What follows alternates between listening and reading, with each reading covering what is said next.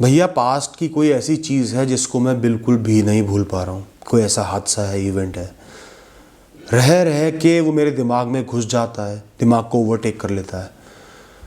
एक अजीब सी लहर दौड़ती है टेंशन की, दुख की। मैं उसको बर्दाश्त नहीं कर पा रहा हूँ। एक एक दिन में कई बार ऐसा मेरे साथ होता है। मैं क्या करूँ दोस्त? आपके पास तो एक ऐसा पल है, मैं नहीं जानता वो कितना बड़ा है, क्या है। लोगों के पास ऐसे कई सारे पल होते हैं। क्या करे, जीवन ऐसा ही है। जहां भी आज आप खड़े हो ना, चाहे वो कितना ही नीचे हो, आपसे नीचे भी बहुत सारे लोग खड़े हुए हैं। मैं अपना ही एग्जाम्पल ले लेता हूं। आपके पास एक ऐसा पल है, मेरे पास 50 ऐसे पल हैं।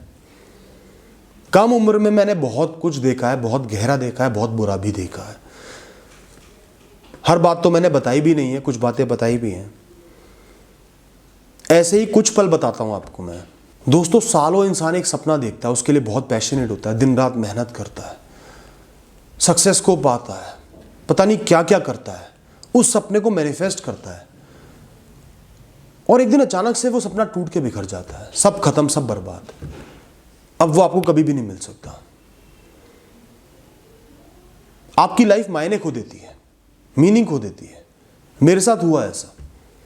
दोस्तों, आपको पता है वो फीलिंग जब इंसान अपने रहने की जगह बेचता है या अपने काम करने की जगह बेचता है, लोगों के सामने उसकी नुमाइश लगाता है, लोगों को उसकी खासियत बताता है। जब रात को एक इंसान अपने घर में सो रहा है और उसको पता है कि कुछ दिन में ये घर जाने वाला है, ये सपना टूटने वाला है, एम्बैरेसमेंट होने वाली है, परिवार निराश होने वाला है।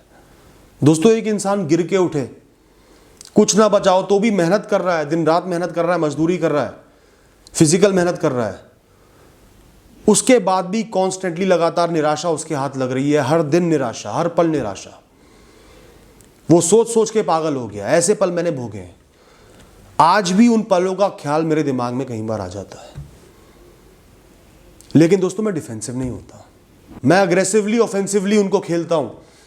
अगर वो एक बहुत तेज गेंद की तरह मेरे ऊपर आते हैं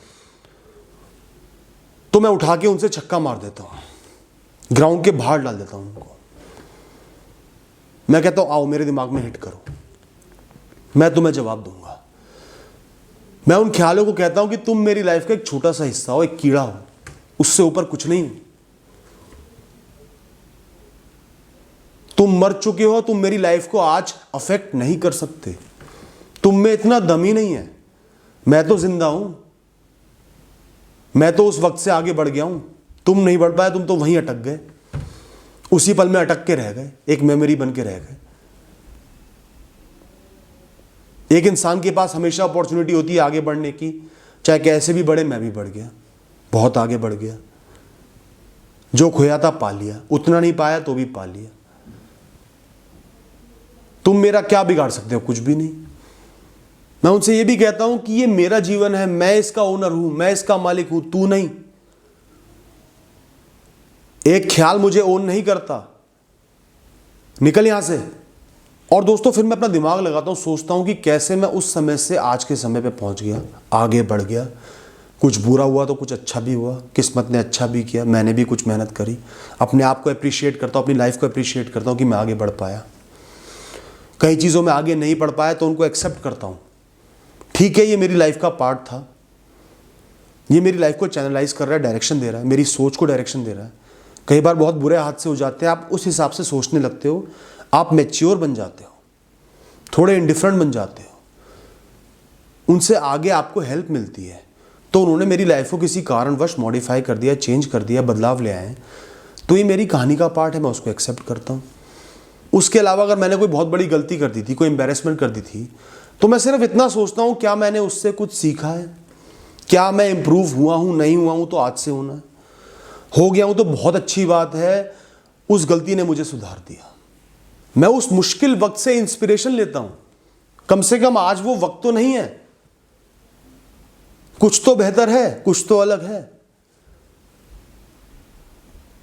इसलिए दोस्तों, मैं आपको समझाता हूं, भूत में, पास्ट में जो भी हो गया हो, कितना बुरा हो गया हो, कितनी एम्बैरेसमेंट हो गई हो, वो चीज बदल भी नहीं सकती हो, तो भी आप आज में जिंदा हो, उस टाइम में जिंदा नहीं हो। वो टाइम बीत चुका है, वो पल वहीं अटक चुके हैं, उनको अटके रहने दो।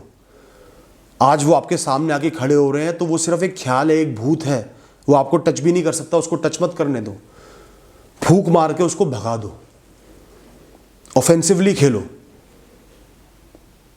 तेज बॉल आ रही है, एक के बाद एक शॉट मारो, वरना वो आपको बोल्ड कर देगी। थैंक यू दोस्तों।